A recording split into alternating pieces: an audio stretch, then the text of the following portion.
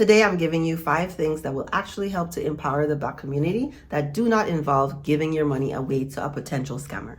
Hey, welcome to my channel. I'm Dr. Shareece, and if you enjoy the topic, please give this video a like and subscribe to my channel for more videos like this. The first thing on my list is Unlearn anti-Blackness. Anti-Blackness, it's the hand-me-downs from colonization.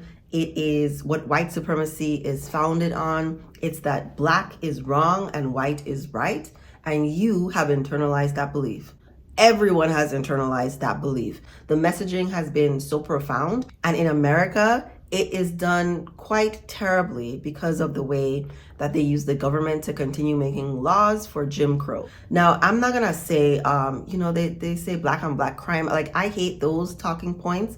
I hate when people make Black synonymous with poor and therefore violent. All of the terrible stereotypes about Black people exist in all groups of people. White people can be violent, Asian people can be violent.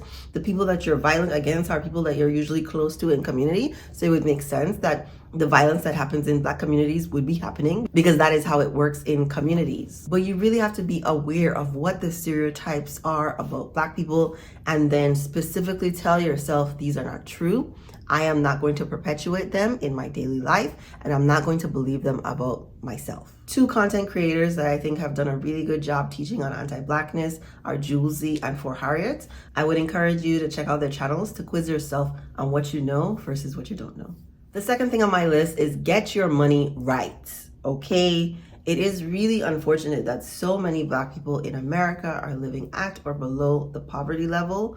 It is by design. It literally is the way the system wants it to be, that Black people are on the bottom, and it's very, very hard to work your way up the economic hierarchy. But there is a way, when you do things in a certain way, to move up different socioeconomic statuses. But the first thing that you have to do is learn about finances. Like, you have to learn about money.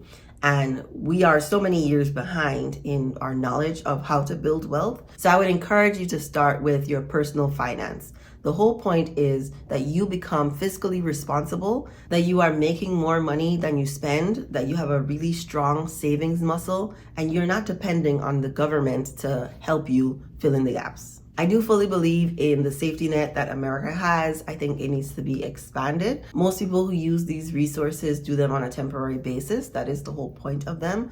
But part of your mentality has to be wanting more. I do think that building generational wealth is a wonderful goal, but I also encourage people to take it one step at a time. You can also hand down wealth building money principles to your children so that they continue building on the foundation that you've built. Number 3 on my list is heal your trauma. As a psychologist and a trauma specialist, I can tell you that everything is exacerbated in the Black community because of the history of slavery, all the things that white people have done to make it harder for Black people to succeed. It means that there's a lack of resources in a lot of Black communities that lead to even worse statistics when it comes to trauma. There are so many different options for self-development. You could sit in solitude, you could go on a vacation by yourself, you could journal, you could get a guided journal, you can hire a therapist, you can hire a healer or a coach. You can do a lot of things that will help you let go of your trauma so that you are not responding to triggers and out of anger or sadness or frustration like so many people out here. Doing healing work helps you get clarity, helps to increase your joy and your peace. So I strongly recommend it. Number 4 on my list is be the kindest to the people closest to you. So after you've done your healing work, you're in a space where you can actually be gentle, kind, giving to other people. Your parenting will be more patient. You will be more understanding. You will give more explanation. Your friends, you will be more supportive.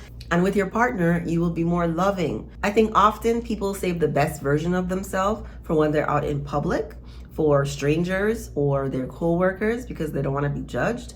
But behind closed doors and in private, they may just unleash all the things. And I'm not asking you to hold things in with the people that you love. I want you to work on yourself and then be very, very intentional about being the most loving, the most kind, the most giving to the people that matter the most to you. So that if you have to say no or disappoint someone, it's the person that's furthest away from you, not the people who love and support you every day. And the last thing on my list that will help you do all the things on the list is to develop an abundance mindset. Now, this is a spiritual term, but there are two other terms that I think encompass what abundance mindset stands for. One is having a growth mindset. This is a term that they use at my son's middle school. It's basically about looking at failures as opportunities or steps for growth, that you can fall down, but you will get up again. I want to extend that to grit, which is a term in psychology research that describes a tenacity or a perseverance no matter what the obstacles are.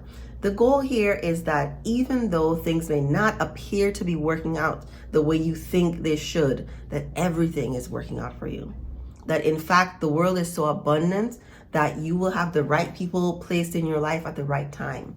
That there is no cap on how much you can earn, that there is no limit on how much joy you can experience, that the world is so abundant and so ready and giving not just to you, but to other people as well. So there's no need for you to hoard. There's no need for you to fight anyone. There is enough for everyone. And when you have this belief, I think you just go about life in a different way. You don't look at traffic the same way, right? The people who are driving stupid or crazy, you don't have the same judgment for them. You understand that this life is working out the way it's supposed to work out for all of us.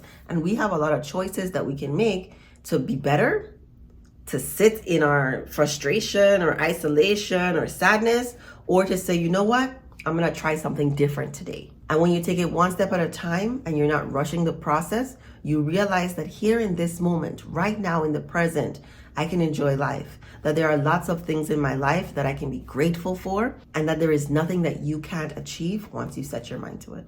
Let me know what you think in the comments. Remember to give this video a like and subscribe to my channel. Thank you for watching.